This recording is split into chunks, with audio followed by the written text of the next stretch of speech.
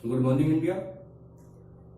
कैसे हैं आप लोग? उम्मीद है सब लोग घर पर होंगे, सुरक्षित होंगे और स्वस्थ होंगे।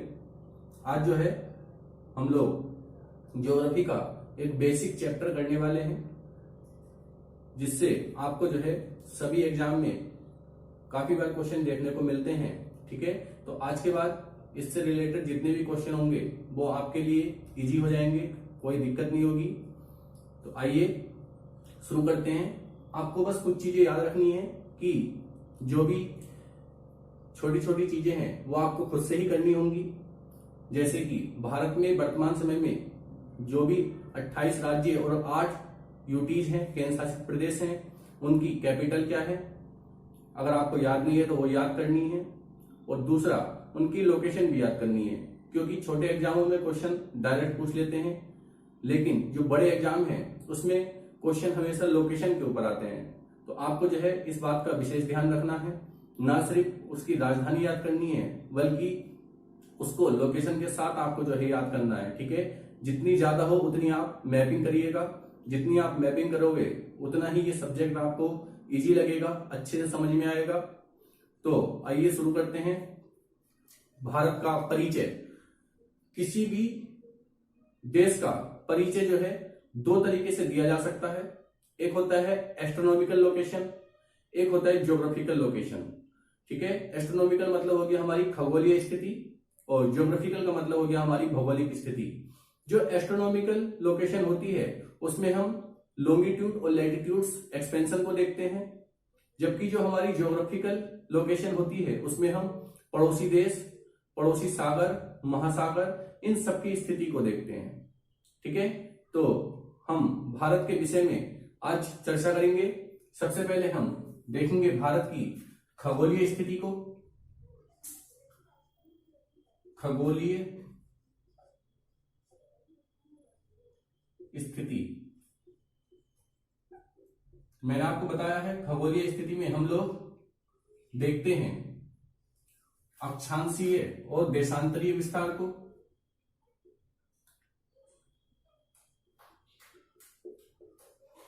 अक्षांशीय विस्तार और देशांतरीय विस्तार। देशांतरीय विस्तार, अक्षांशीय विस्तार और देशांतरीय विस्तार। सबसे पहले आपको समझना पड़ेगा, ये हमारे लैटिट्यूड्स हैं और ये हमारे लॉन्गिट्यूड्स होते हैं। ये जो है क्या है, लैटिट्यूड्स क्या है, लॉन्गिट्यूड्स क्या है, ये जो है हमें समझने हैं। तो आप जानते होंगे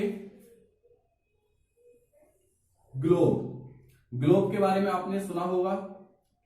ठीक है, हम बात करेंगे ग्लोब पर। तो आपको पता है ग्लोब क्या है? ग्लोब,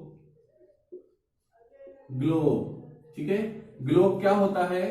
तो ग्लोब जो है पृथ्वी का एक मॉडल है। पृथ्वी का एक मॉडल है, पृथ्वी का एक मॉडल है। ठीक है, आपको पता है इस ग्लोब पर बीचों बीच से एक रेखा खींची गई है, जिसको हम कहते हैं भूमध्य रेखा। भूमध्य रेखा, या फिर हम कहेंगे विषुवत रेखा। विषुवत रेखा, इसी को हम कहते हैं इक्वेटर। ठीक है, इक्वेटर इंग्लिश में कहते हैं। उसके बाद इसको हम कहते हैं 0 डिग्री अक्षांश। 0 डिग्री अक्षांश, ठीक है, 0 डिग्री अक्षांश।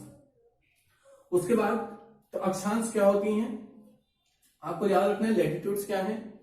लैटिट्यूड्स भूमध्य रेखा के समानांतर उत्तर और दक्षिण की ओर खींची गई वह काल्पनिक रेखाएं जो भूमध्य रेखा से स्थानों की उत्तर और दक्षिण की ओर की कोणात्मक दूरी को प्रदर्शित करती हैं, वो हमारी अक्षांश कहलाती हैं। ठीक है, समझ में आया? ये जो है इस तरीके से होती हैं, ये जो है इस तरीके से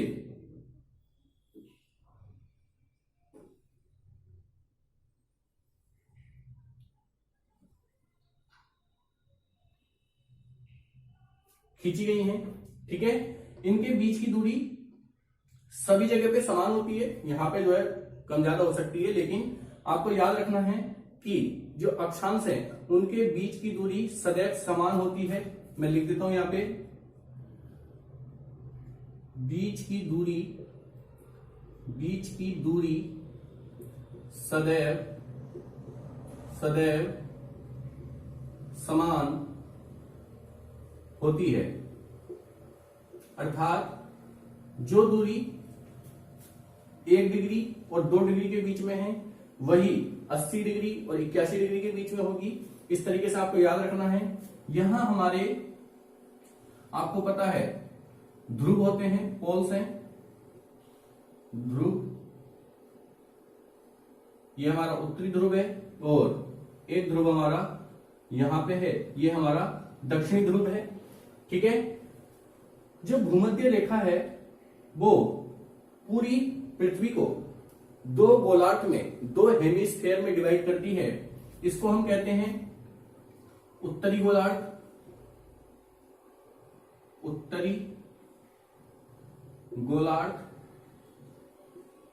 और इसको हम कहते हैं दक्षिणी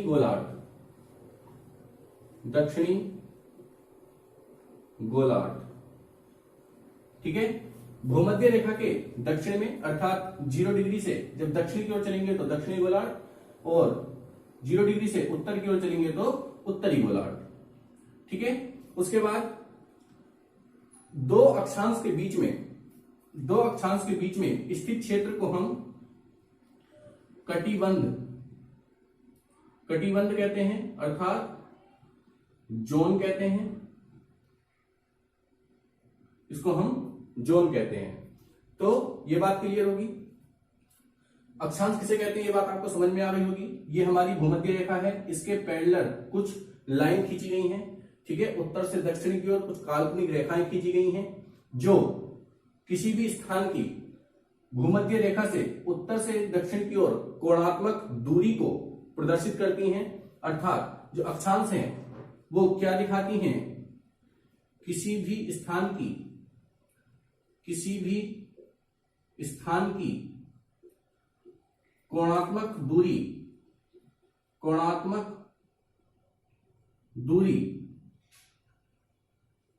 को दिखाती है। ठीक है, कोणात्मक दूरी को प्रदर्शित करती हैं। ठीक है, आपको पता होगा कि यहां तक हमारा 90 डिग्री है, ये भी हमारा 90 डिग्री है। ठीक है, ये हमारी 0 डिग्री अक्षांश है बीच में। तो 0 डिग्री अक्षांश से उत्तर की ओर जाएंगे तो 90 उत्तर की ओर मिलती हैं और 90 दक्षिण की ओर मिलती हैं। तो 90 और 90 180 और बीच में एक 0 डिग्री है। तो टोटल कितनी हो गई, इनकी टोटल संख्या है वो कितनी है 181, 181। ठीक है, उसके बाद इनका क्या महत्व है वो हमें समझना है। तो अक्षांश को आप ऐसा समझना कि जैसे ही 0 डिग्री अक्षांश से हम आगे की ओर बढ़ते हैं, उत्तर की ओर या दक्षिण की ओर, ठीक है, ध्रुव की ओर जब भी हम मूव करेंगे भूमध्य रेखा से या 0 डिग्री अक्षांश से, तो हमेशा तापमान में कमी होगी,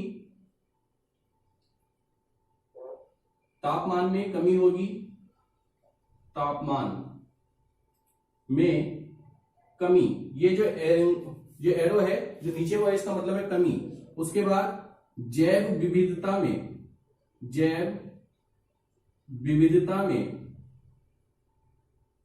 कमी होगी। ठीक है, अर्थात 0 डिग्री अक्षांश पे हमारा टेम्परेचर बहुत अधिक होगा, भूमध्य रेखा पर हमारी जैव विविधता अधिक होगी। जैव विविधता का मतलब है बायोडाइवर्सिटी, अर्थात कि जीव जंतुओं की जो प्रजाति हैं, जो स्पीसीज हैं, वो यहाँ पे बहुत अधिक मिलती हैं। यहां से जैसे ही हम ध्रुवों की ओर चलते हैं तो उनकी संख्या धीरे धीरे ये कम होने लगती है। ठीक है, उसके बाद किस चीज में बढ़ोतरी हो रही है, तो दिन व रात की अवधि में बढ़ोतरी होगी। मतलब दिन और रात का जो ड्यूरेशन है उसमें वृद्धि होती है। क्यों? क्योंकि 0 डिग्री अक्षांश या भूमध्य रेखा पर 12 घंटे का दिन और 12 घंटे की रात देखी जाती है, जबकि ध्रुवों पर 6 महीने का दिन और 6 महीने की रात होती है। तो क्या हो रहा है, जैसे जैसे हम ध्रुव की ओर जा रहे हैं तो दिन और रात की अवधि बढ़ रही है, तापमान में कमी आ रही है, जैव विविधता में कमी आ रही है। और किस लिए यूज होती हैं, तो दूरी दिखाने के लिए यूज होती हैं। तो आपको जो है इतनी बात याद रखनी है अक्षांश के बारे में कि अक्षांश क्या होती हैं और इनका क्या महत्व है। ठीक है, जो भी हमारे यहाँ की जलवायु है उसको निर्धारित करने का काम अक्षांश के द्वारा होता है। ठीक है, तो आपको जो है इतनी सारी चीजें पॉइंट जो है आपको याद रखने हैं। अभी इसका जो है अक्षांश और देशांतर का अलग से टॉपिक है, वो मैं आपको डिटेल में वहां पे पढ़ाऊंगा, तो आप बिल्कुल भी घबराइए नहीं। बस जितना मैं अभी आपको बता रहा हूं जो हमारे काम का है उस चीज को जो है आप याद करते चलिए। इसके बाद बात करेंगे देशांतर पे, मैं इसको रफ कर दे रहा हूं।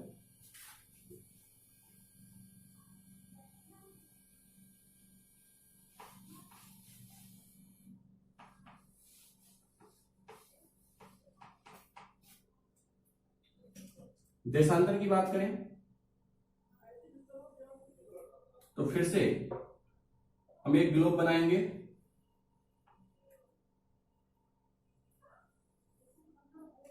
ठीक है, यहां पे क्या है कि इसके बीचों बीच से एक देशांतर गुजारी गई है जिसको हम कहते हैं 0 डिग्री देशांतर। इसी को हमने एक नाम दिया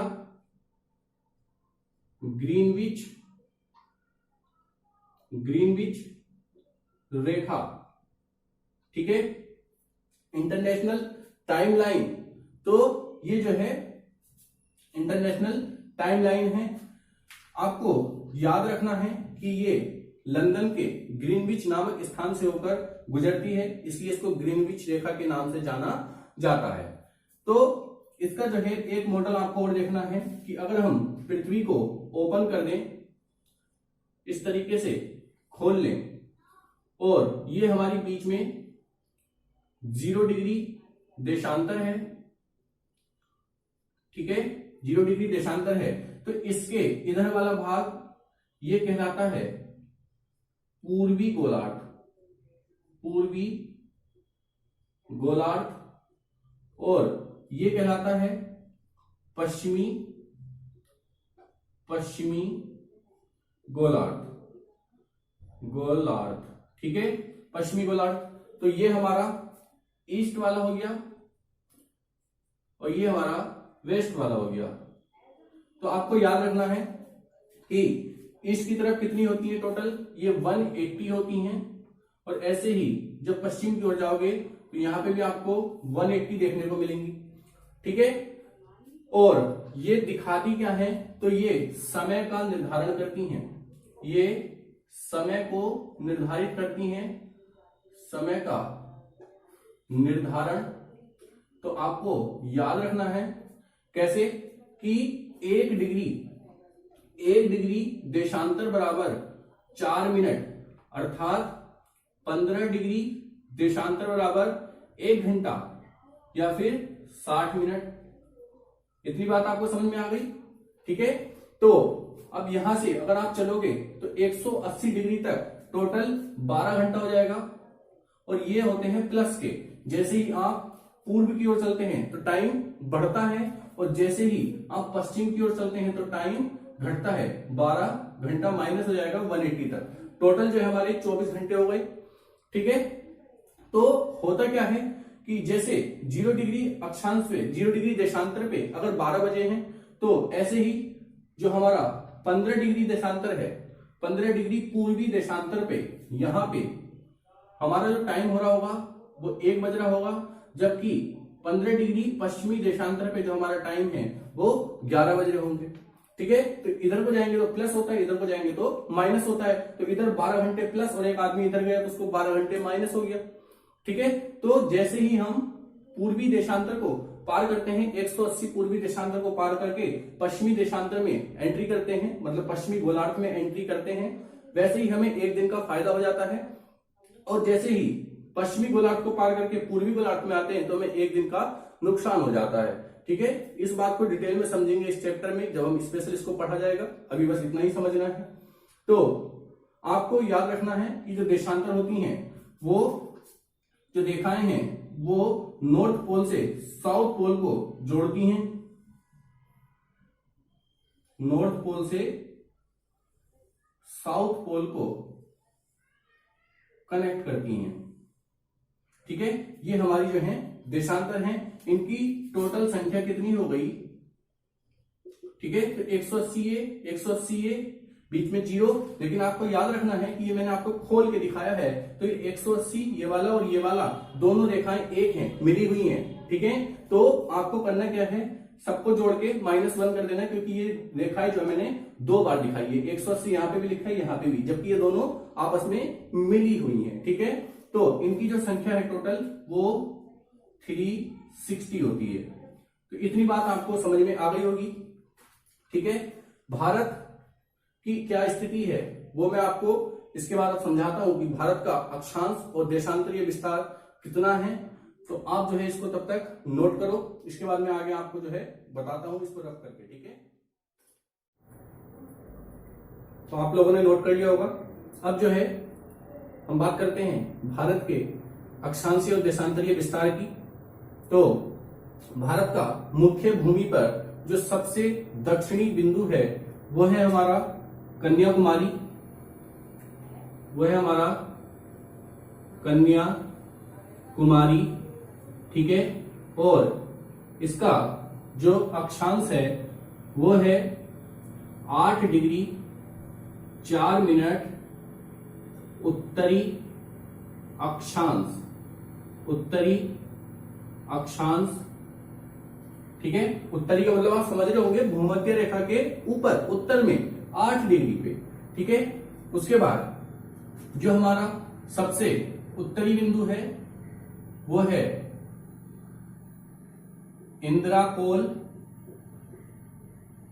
इंद्राकोल, और इसका जो विस्तार है वो है 37 डिग्री 6 मिनट उत्तरी अक्षांश, उत्तरी अक्षांश। ठीक है, तो ये हमारा अक्षांशीय विस्तार हो गया। मुख्य भूमि का जो सबसे दक्षिणी बिंदु है वो 8 डिग्री 4 मिनट उत्तरी अक्षांश, और जो सबसे उत्तरी बिंदु है वो जम्मू कश्मीर में इंद्राकोल 37 डिग्री 6 मिनट उत्तरी अक्षांश पर स्थित है। ठीक है, इसके बाद अगर हम बात करें तो जो सबसे दक्षिणी बिंदु अगर भारत का पूछ लिया जाए तो वो यहां पे इंदिरा पॉइंट है, इंदिरा पॉइंट है, इसी को हम पिग्मेलियन पॉइंट भी कहते हैं, और इसका जो अक्षांश है वो 6 डिग्री 45 मिनट उत्तरी अक्षांश है, उत्तरी अक्षांश। तो मुख्य भूमि का सबसे दक्षिणी बिंदु कन्याकुमारी और भारत का सबसे दक्षिणी बिंदु इंदिरा पॉइंट है। ठीक है, जिसका अक्षांश 6 डिग्री 45 मिनट उत्तरी अक्षांश है। इसके बाद बात करें देशांतर की, तो सबसे जो हमारा पश्चिमी बिंदु है वो है सर क्रीक, ठीक है, और इसका जो विस्तार है वो 68 डिग्री 7 मिनट पूर्वी देशांतर है, पूर्वी देशांतर है। जो हमारा सबसे पूर्वी बिंदु है वो है अरुणाचल प्रदेश का वालांगू,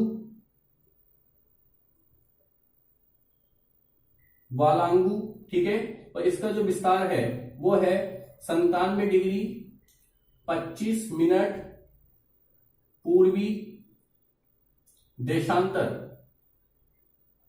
ठीक है, तो ये हमारा अक्षांशीय विस्तार ये है। ठीक है, और जो देशांतरीय विस्तार है वो इतना है। इतनी बात आपको समझ में आ गई होगी। उसके बाद इनके बीच की दूरी की अगर हम बात करें तो भारत की उत्तर से लेकर दक्षिण तक जो दूरी है, बीच में डिस्टेंस है, वो है 3214 किलोमीटर। ठीक है। और पश्चिम से पूर्व का जो विस्तार है वो है 2933 किलोमीटर। यह है हमारा 2933 किलोमीटर। ठीक है।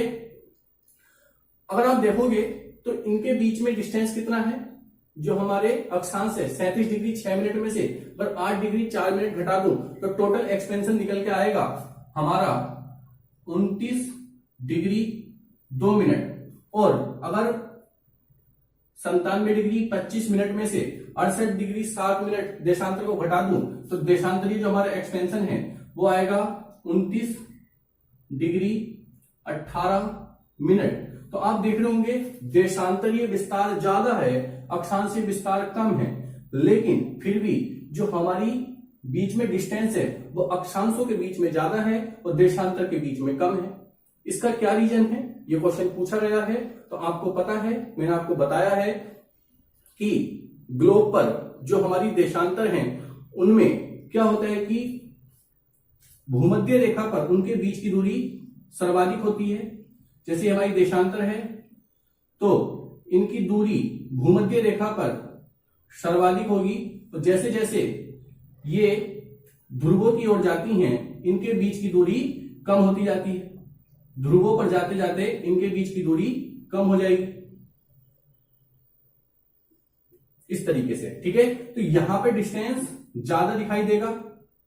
ठीक है। और जैसे जैसे ऊपर जाओगे तो ये डिस्टेंस कम होता जाता है। ठीक है। इसी वजह से जो हमारा देशांतरीय विस्तार है वो अधिक है, लेकिन फिर भी उसमें टोटल डिस्टेंस है वो कम है, जबकि जो हमारी अक्षांश होती हैं उनके बीच की दूरी सदैव समान होती है। जो यहां होगी वही यहां होगी, वही यहां पे होती हैं। ठीक है। तो सभी जगह पे ये दूरियां जो है लगभग बराबर होती हैं। इसीलिए जो हमारी अक्षांशीय विस्तार है वो कम है, लेकिन फिर भी बीच में दूरी अधिक है, क्योंकि यहां पर दूरियां कम होती जाती है देशांतर में और अक्षांशों के बीच की दूरी हमेशा समान रहती हैं। ठीक है। उसके बाद अब बात करें तो भारत जो है कहां स्थित है। तो भारत आपको मैंने बताया है कि इसका जो अक्षांशीय विस्तार है वो है, जो अक्षांशीय विस्तार है वो कहां है, 8 डिग्री 4 मिनट उत्तरी अक्षांश, अर्थात बीच में अगर हमारी 0 डिग्री है तो इसके ये उत्तरी गोलार्ध है, उत्तरी गोलार्ध। ठीक है। अर्थात उत्तर की साइड स्थित है हमारा भारत। ये 0 है तो कहीं 8 से शुरू होता है। ठीक है। और ये हमारा दक्षिणी गोलार्ध है। ऐसे ही 0 डिग्री देशांतर की हम बात करें तो देशांतर, ये अक्षांश, 0 डिग्री देशांतर की हम बात करें तो ये हमारा पश्चिमी गोलार्ध और ये हमारा पूर्वी गोलार्ध, पूर्वी गोलार्ध। तो मैंने आपको क्या बताया कि जो देशांतरीय विस्तार है वो तो पूरब में है और जो अक्षांशीय विस्तार है वो उत्तर में है। अर्थात भारत के बीच से आपको पता है एक रेखा जाती है जिसको हम कहते हैं कर्क रेखा। ठीक है। तो भारत जो है यहां पर इस तरीके से स्थित है। ठीक है। लेकिन कभी अगर आपको यूपीएससी में क्वेश्चन पूछ लिया जाए कि भारत उत्तर पूर्वी गोलार्ध में स्थित है, बिल्कुल नहीं। ठीक है। भारत भूमध्य रेखा के उत्तर में और 0 डिग्री देशांतर के पूर्व में स्थित है। ठीक है। लेकिन उत्तर पूर्वी गोलार्ध नहीं होता है, वो तो एक किसी भी, वो ग्लोब पर क्या है, एक चतुर्थांश है। ठीक है। वो कोई गोलार्ध नहीं है। इसलिए भारत कहां पे है, भूमध्य रेखा के उत्तर में और 0 डिग्री के पूर्व में स्थित है। तो आपको जो है ये बात पता चल गई होगी। इसके बाद जो है हम बात करेंगे, इसके बाद हम बात करते हैं भारत की सीमा के बारे में। सीमा, बॉर्डर। ठीक है, तो सीमा जो है दो तरह की होगी, एक होती है स्थलीय सीमा, स्थलीय सीमा, और दूसरी होती है तटीय सीमा, तटीय सीमा। तटीय सीमा में भी दो पार्ट हैं, एक होगी मुख्य भूमि, मुख्य भूमि की तटीय सीमा,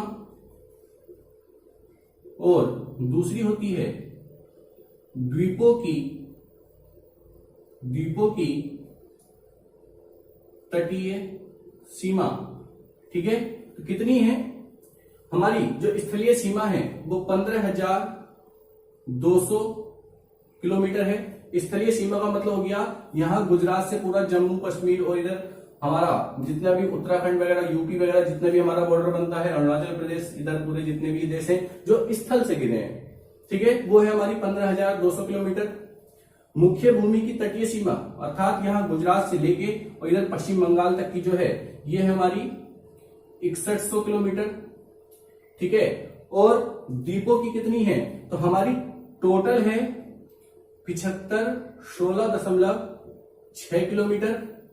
तो ये बची हमारी कितनी, 75-16 में से हम इसको घटा देंगे तो ये हमारी बचेगी 14,16.6 किलोमीटर। ठीक है, और टोटल सबको जोड़ दिया जाए तो कितनी बनेगी हमारी 22,716.6 किलोमीटर। ठीक है, तो ये हमारी जो है टोटल जितनी भी द्वीप समूह सहित जितनी भी हमारी सीमा है, जो बॉर्डर लाइन है, वो 22,716.6 किलोमीटर है। जो स्थलीय सीमा है अर्थात गुजरात से लेके और जितने भी स्थल से लगे हुए हमारे राज्य हैं वो हमारी 15,200।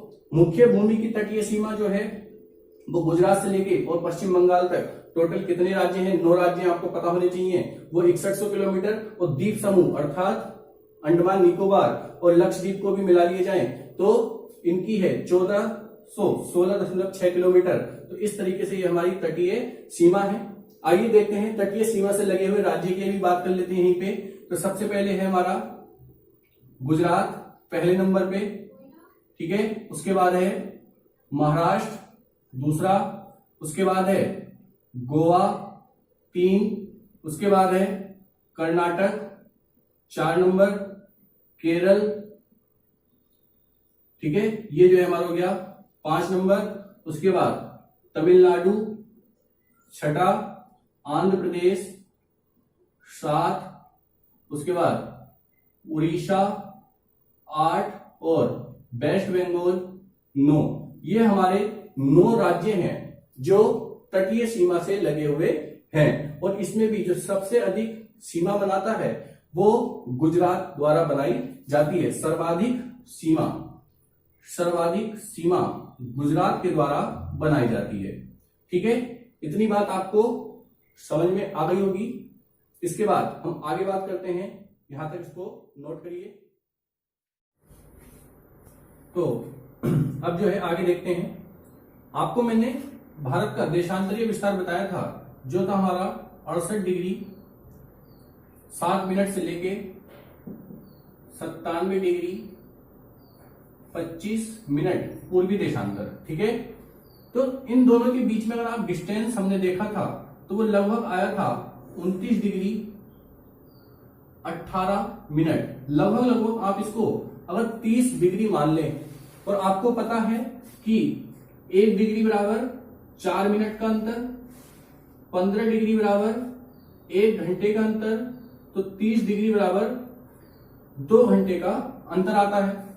एग्जैक्ट देखोगे तो लगभग 1 घंटा 57 मिनट 12 सेकंड के आसपास जो है आपको यहाँ पे देखने को मिलेगा। तो अब ये समझिए कि जब दोनों के समय में 2 घंटे का अंतर है अर्थात अरुणाचल प्रदेश के जो व्यक्ति है उसकी घड़ी में जब 12 बज रहे होंगे सुबह के, तो गुजरात वाले व्यक्ति की घड़ी में मात्र 10 बज रहे होंगे। मैंने आपको बताया था पश्चिम की ओर समय घटता है, पूरब की ओर बढ़ता है। ठीक है, सूर्योदय सबसे पहले वहां पे हो जाता है। इसी कारण से तो अगर इन लोगों को आपस में मिलना हो या कोई मीटिंग फिक्स करनी हो सपोज 11 बजे की, तो उसके में जब 11 बज रहे होंगे तो यहाँ पे 9 बज रहे होंगे, और ऐसी स्थिति में सामंजस्य बिठाना बहुत ही मुश्किल हो जाता है। तो इसके निवारण के लिए क्या किया गया, सभी देशों में जितने भी बड़े क्षेत्र में स्थित देश हैं जहां से काफी अधिक देशांतर गुजरती हैं और समय का बहुत बड़ा अंतर जो है दिखाई देता है, तो ऐसी स्थिति में वहां पे मानक समय रेखाएं मान ली जाती हैं। ऐसे ही भारत में भी एक मानक समय रेखा मानी गई है जो भारत के बीचों बीच से गुजरती है। अर्थात अगर हम 97 डिग्री 25 मिनट को और 68 डिग्री 7 मिनट को जोड़ दें और 2 से डिवाइड कर दें तो हमारा लगभग आता है 82.5 डिग्री। ठीक है, 82.5 डिग्री आती है। 82.5 डिग्री पूर्वी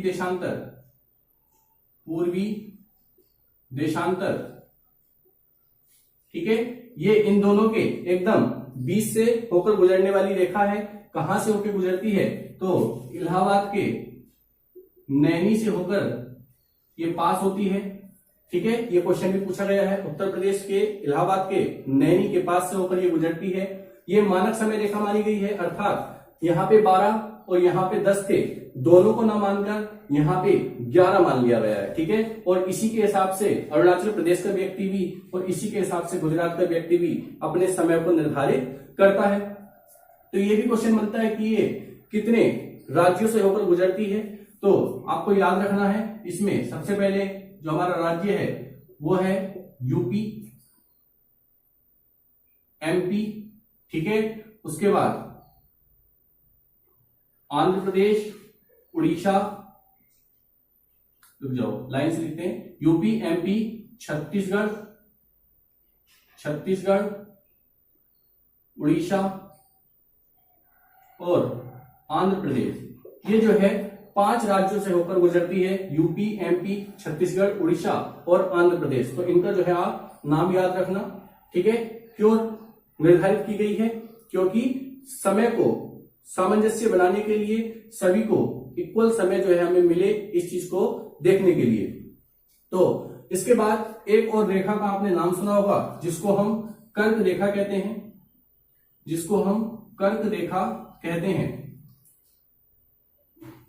कर्क रेखा भारत के बीच से होकर गुजरती है। कर्क रेखा भारत के बीच से होकर गुजरती है। ठीक है, तो ये भी क्वेश्चन कई बार आया है कि ये कितने राज्यों से होकर गुजरती है,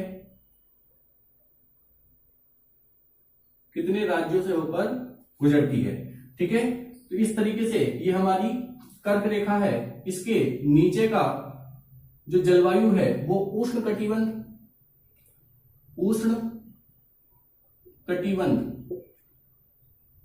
ट्रॉपिकल जोन है। ठीक है, इसके ऊपर उपोष्ण कटिबंध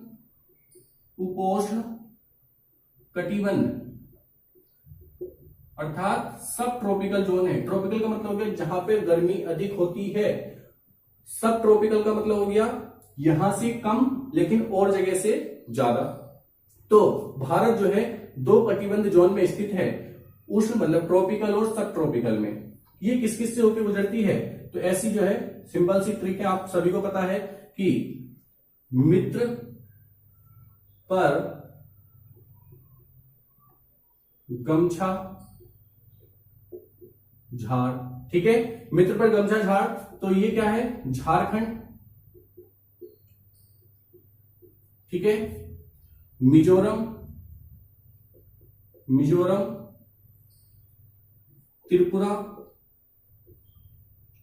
त्रिपुरा, वेस्ट बंगाल, पश्चिम बंगाल, राजस्थान,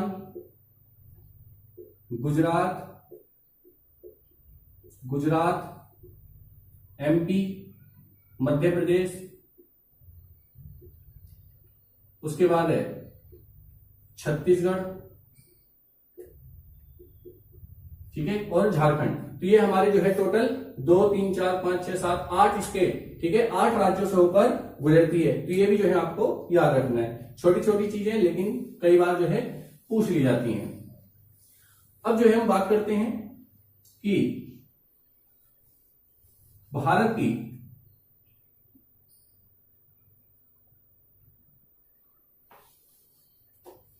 भारत की जो पश्चिमी तट और पूर्वी तट हैं उन पर उनके कुछ नाम दिए गए हैं, स्थानीय नाम हैं, ठीक है। तो उनका भी कई बार सीक्वेंस पूछ लिया जाता है, उत्तर से दक्षिण, ठीक है, या आपको जो है दक्षिण से उत्तर की ओर लगाने के लिए किसी भी तरीके से पूछ सकता है कौन सा क्यों फेमस है।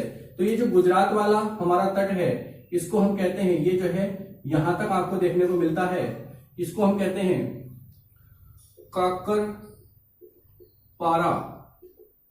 काकरापारा तट। ये जो है क्यों फेमस है, तो ये सबसे लंबा तट है, भारत का सबसे लंबा तट है। उसके बाद बात करेंगे तो गोवा तक, महाराष्ट्र और गोवा तक, ये जो हमारा है कोंकण तट। यहीं पे जो है हमें क्या मिलता है देखने को, तो बॉम्बे हाई जो प्राकृतिक गैस के उत्पादन के लिए फेमस है, ठीक है, पेट्रोलियम। और उसके बाद जो है बॉम्बे हाई के अलावा यहां पर स्थित है जवाहरलाल नेहरू पोर्ट, ठीक है, जो आधुनिकतम बंदरगाह है, भारत का आधुनिकतम बंदरगाह है, आधुनिक बंदरगाह, ठीक है। इसके बाद गोवा से ये कर्नाटक तक जो आपको मिलेगा, ये मिलता है मैंगलोर वाला जो क्षेत्र है, यहां पे है कन्नड़ तट, ठीक है। ये क्यों फेमस है कन्नड़ तट, तो यहां पे एक पोर्ट स्थित है जिसको हम कहते हैं न्यू मैंगलोर पोर्ट, ठीक है। और ये जो है लौह अयस्क आयरन और निर्यात के लिए फेमस है, ठीक है। सबसे ज्यादा निर्यात इसी कन्नड़ तट से किया जाता है। इसके बाद जो सबसे नीचे है इसको हम कहते हैं मालाबार तट, ठीक है। तो आपको इससे कई सारे पॉइंट याद रखने हैं मालाबार तट से। जैसे आपको याद रखना है मोपला विद्रोह, इसको रफ कर दे रहा हूं, ठीक है। जैसे आपको याद रखना है मोपला विद्रोह,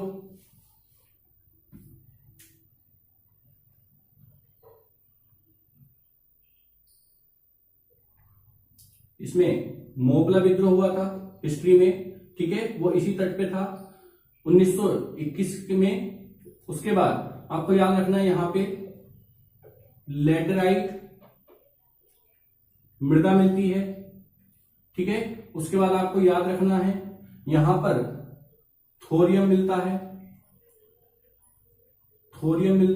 ठीक है, जो एक आणविक खनिज है। उसके बाद आपको याद रखना है यहीं पर जो भारत का दक्षिण पश्चिमी मानसून है, ठीक है, उससे साउथ वेस्ट मानसून से सबसे पहले वर्षा जो होती है वो इसी तट पर होती है, ठीक है।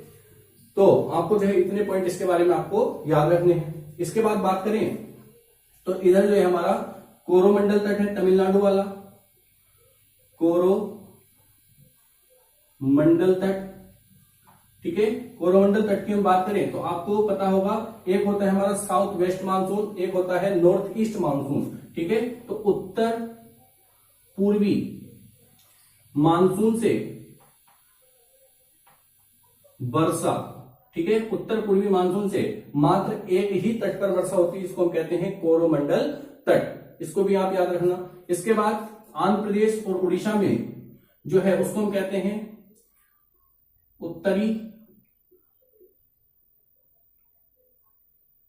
उत्तरी सरकार तट, ठीक है। और इसके बाद यहां पर आप देखोगे कि उड़ीसा के एक महानदी है जो बहती है, ठीक है, उसके मैदान को हम यहां पे कहते हैं उत्कल तट, ठीक है। तो ये हमारे भारत के तट थे जिनको आपको याद रखना है, सीक्वेंस लगाने के लिए पूछ सकता है, डायरेक्ट जो है आपसे क्वेश्चन पूछे जा सकते हैं, ठीक है। इसके बाद अब हम बात करेंगे, इसके बाद बात करते हैं चैनल पे। चैनल से कई बार क्वेश्चन बने हैं, तो आपको जो है चैनल के बारे में आपको बता देता हूं कि कभी पूछता है 10 डिग्री चैनल क्या है, 9 डिग्री चैनल क्या है, 8 डिग्री चैनल क्या है। ठीक है, तो सबसे पहले शुरू करते हैं 10 डिग्री चैनल से। आपको पता है ये हमारा 8 डिग्री 4 मिनट है, ये अक्षांश है, तो 10 डिग्री लगभग जो है हमारा यहां से गुजर रहा होगा। ठीक है, और यहां जो हमारा स्थित है वो है अंडमान और निकोबार। ये हमारा अंडमान है, ये हमारा निकोबार है। ठीक है, तो इन दोनों के बीच में जो चैनल है उसको हम कहते हैं 10 डिग्री चैनल। ठीक है, 10 डिग्री चैनल।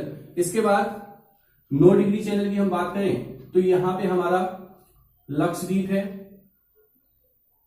लक्षद्वीप। इसी के नीचे इसका एक द्वीप है जिसको हम कहते हैं मिनिकॉय, जिसको हम कहते हैं मिनिकॉय। ठीक है, इन दोनों के बीच में जो स्थित है उसको हम कहते हैं 9 डिग्री चैनल, 9 डिग्री चैनल। ठीक है, और इसी के नीचे हम एक कंट्री है जिसको हम कहते हैं मालदीव, मालदीव।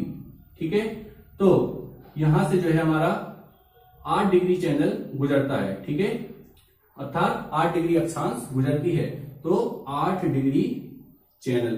तो आपको याद रखना है 10 डिग्री चैनल किसे अलग कर रहा है, अंडमान को निकोबार से, 9 डिग्री लक्षद्वीप को मिनिकॉय से, 8 डिग्री मिनिकॉय को मालदीव से।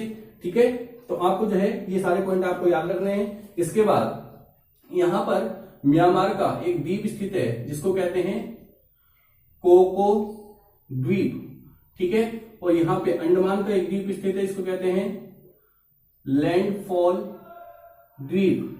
ठीक है, लैंडफॉल द्वीप। इनके बीच में स्थित चैनल को नाम दिया गया है कोको चैनल, कोको चैनल।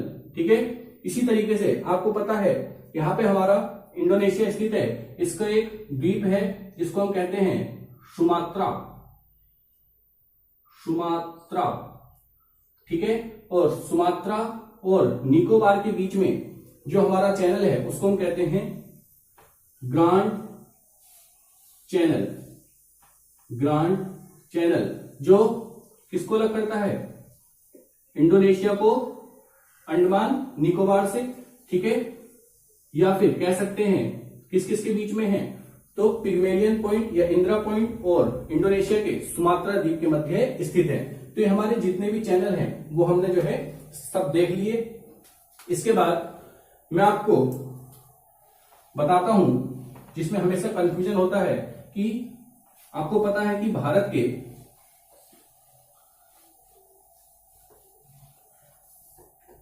आपको एक चीज और याद रखनी है यहां पे कि भारत के नीचे यहां पे श्रीलंका है। ठीक है, इधर जो है हमारा पाक स्ट्रेट। ठीक है, मन्नार की खाड़ी है, बीच में ये हमारे पंबन द्वीप हैं, पंबन द्वीप हैं। ठीक है, और इन्हीं पंबन द्वीप पर एक सेतु बनाया गया है जिसको हम कहते हैं रामेश्वरम सेतु। ठीक है, रामेश्वरम सेतु के नाम से जानते हैं। इसके बाद जो हम जो बात करने वाले हैं, आपको पता है कि भारत में नीचे, ठीक है, हिंद महासागर स्थित है। तो भारत जो है हिंद महासागर उसके लिए किस तरह से इंपॉर्टेंस रखता है उस पर थोड़ी सी चर्चा करेंगे। आर्थिक क्षेत्र क्या होता है, आर्थिक अनन्य क्षेत्र क्या होता है, संलग्न क्षेत्र क्या होते हैं, इन पे जो है हम बात करेंगे। ठीक है, जितने भी हमारे महत्वपूर्ण पॉइंट हैं उन सभी को जो है हम देखने की कोशिश करते हैं। तो आपको याद रखना है कि ये हमारी जो टेढ़ी मेढ़ी रेखा है इसको सीधा कर लिया जाए। ठीक है, इसको मिला लिया जाता है और जो एक रेखा बन के आती है इसको हम कहते हैं आधार रेखा। इस रेखा को हम कहते हैं आधार रेखा। ठीक है, इस आधार रेखा से 12 मील तक का जो क्षेत्र है इस आधार रेखा से 12 मील तक का जो क्षेत्र है इसको हम कहते हैं प्रादेशिक सीमा। इसको हम कहते हैं प्रादेशिक सीमा। ये हमारी है प्रादेशिक सीमा। ठीक है, प्रादेशिक सीमा का मतलब क्या होता है? तो प्रादेशिक सीमा का मतलब होता है कि ऐसा क्षेत्र जिस पर हमें पूर्ण अधिकार प्राप्त हो। ठीक है, ये भारत के पूर्ण अधिकार में आता है। पूर्ण अधिकार क्षेत्र।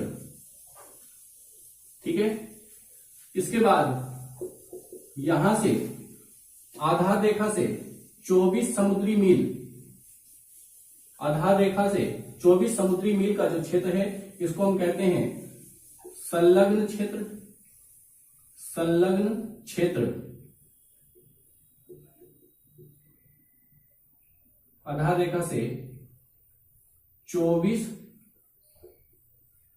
समुद्री मील। ठीक है, और ये है 12 समुद्री मील। तो ये जो हमारा क्षेत्र है 24 समुद्री मील का, यहां पर भारत को आर्थिक और राजकोषीय, ये कह सकते हो वित्तीय और राजकोषीय अधिकार प्राप्त है।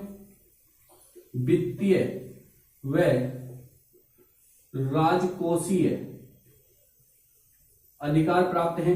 ठीक है, अर्थात यहां पर शुल्क लिया जा सकता है। ठीक है, उसके बाद आधार रेखा से 200 समुद्री मील, 200 समुद्री मील का जो क्षेत्र होता है इसको कहते हैं अनन्य आर्थिक क्षेत्र। ठीक है, इस क्षेत्र में भारत को अनुसंधान, ठीक है, अनुसंधान क्षेत्र, ठीक है, अनुसंधान खोलने की अनुमति होती है। यहां के जो संसाधन हैं, संसाधन का दोहन करने की छूट होती है। ठीक है, इसके बाद जो हमारा क्षेत्र आता है उसको कहते हैं हम उच्च सागर, हाई सी, उच्च सागर। ठीक है, और इस पर जो है सभी देशों का बराबर अधिकार होता है। ठीक है, तो आपको जो है समझ में आ गया होगा। आधार रेखा से 12 समुद्री मील, 12 समुद्री मील तो होता है हमारा क्या, जिसको हम कहते हैं प्रादेशिक सीमा। इसमें हम जो है पूर्ण अधिकार होता है। ठीक है, ये पूरा क्षेत्र जो है हमारे अधिकार में होता है। उसके बाद आधार रेखा से 24 समुद्री मील तक जो है हमारा संलग्न क्षेत्र माना जाता है। इस क्षेत्र में हम वित्तीय और राजकोषीय अधिकार प्राप्त होते हैं, अर्थात शुल्क वगैरह वसूल किए जा सकते हैं। इसके बाद आधार रेखा से 200 समुद्री मील तक, 200 समुद्री मील तक का जो क्षेत्र है उसमें जो है आपको याद रखना है कि अनुसंधान कार्य जो भी होते हैं वो इसी क्षेत्र में किए जाते हैं। ठीक है, और यहाँ के प्राकृतिक संसाधनों का दोहन करने का हमें अधिकार प्राप्त होता है। ठीक है, तो ये जो है इसके बाद हमारा उच्च सागर शुरू हो जाता है। तो इस तरीके से ये तीनों चीजें जो है अलग अलग हैं, जिसमें आपको ध्यान रखना है कौन जो है कहां से कहां तक जो है देखा जाता है। और आधार रेखा होती है टेढ़े मेढ़े तट को मिलाने वाली एक सीधी रेखा। इसके बाद जो है आगे बात करते हैं, तब तक जो है आप इसको नोट करिए, फिर आपको जो है आगे बताते हैं। आप लोगों ने नोट कर लिया होगा। अब जो है आगे बात करते हैं भारत के पड़ोसी देशों के बारे में। तो आपको पता है कि भारत का जो क्षेत्रफल है 32,87,263 वर्ग किलोमीटर है, और जो आकृति है वो चतुष्कोणीय है। चतुष्कोणीय।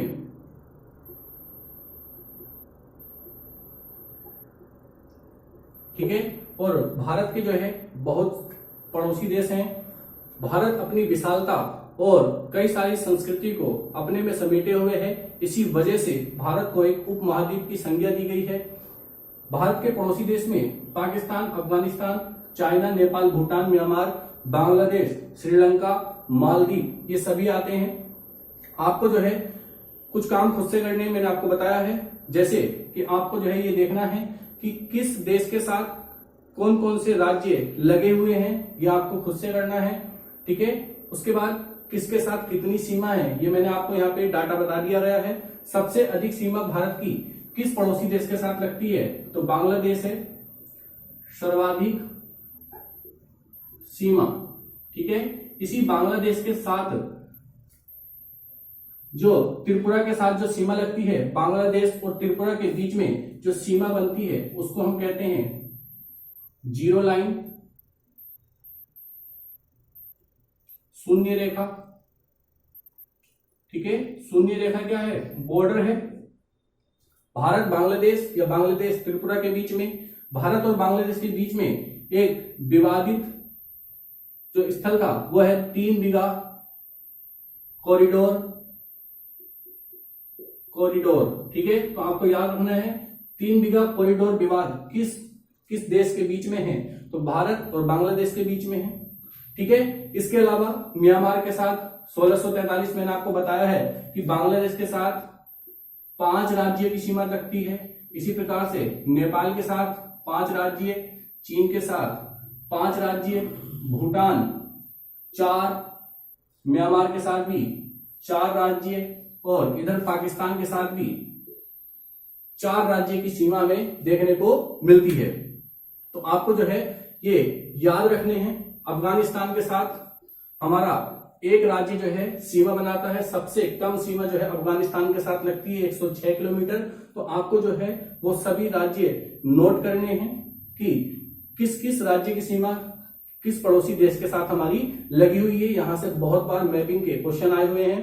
उसके अलावा आपको पता है भारत पाकिस्तान के बीच में जो सीमा है उसको हम कहते हैं रेड क्लिफ लाइन, ठीक है। भारत और चीन के बीच में जो रेखा है उसको हम कहते हैं मैकमोहन रेखा 1914 में ये खींची गई थी, ठीक है। उसके बाद आपको कुछ काम अपने से भी करने हैं। जैसे मैं आपको कुछ क्वेश्चन दे रहा हूं, आपको पता करना है कि भारत का ऐसे कितने राज्य हैं जिनकी सीमा 4 देशों के साथ लगती है, भारत के ऐसे कितने राज्य हैं जिनकी सीमा सिर्फ 3 देशों के साथ लगती है, भारत के ऐसे कितने राज्य हैं जिनकी सीमा सिर्फ 2 देशों के साथ लगती है, और ऐसे कितने राज्य हैं जिनकी सीमा केवल एक पड़ोसी देश के साथ लगती है। इसके अलावा भारत में किस राज्य की सीमा किससे लगती है वो भी आपको ध्यान रखना है, और जहां के आप हैं कम से कम वहां का या फिर जिस स्टेट के लिए आप तैयारी कर रहे हैं पीसीएस वगैरह की, वहां के आपको जो है याद रखने हैं कि उस राज्य की सीमा कितने पड़ोसी राज्यों के साथ लगती है, सर्वाधिक ऐसा कौन सा राज्य है जिसकी सीमा सर्वाधिक राज्यों को छूती है। ये सभी काम जो है आपको, जितने क्वेश्चन मैंने बोले हैं, आपको खुद से घर पे करने हैं। अगर आप इंटरेस्टेड हैं, पढ़ाई को लेके अपनी जिम्मेदार हैं, तो आपको खुद से ये काम करना होगा, ठीक है। आप जितने अच्छे से मैपिंग करोगे उतने अच्छे से जो है आपको ये सभी चीजें याद हो जाएंगी, और जितना ज्यादा हो सके मैपिंग पे ध्यान दीजिए, ठीक है। चीजों को रटिए मत, समझिए, देखिए, उनको जो है मैप के थ्रू याद करने की कोशिश करिए, बार बार मैप को देखिएगा, ठीक है। तो जितने भी हमारे जो भी पड़ोसी देश हैं, जो भी उनसे राज्य लगे हैं, वो आप खुद अच्छे से कर लेना, उनकी राजधानी, ठीक है, उसकी लोकेशन, वो सभी जो है आपको करना है। तो आज के लिए केवल इतना ही। इसके बाद आगे फिर जो है हम आपको भारत का भूगर्भिक इतिहास पढ़ाएंगे। तो तब तक के लिए धन्यवाद।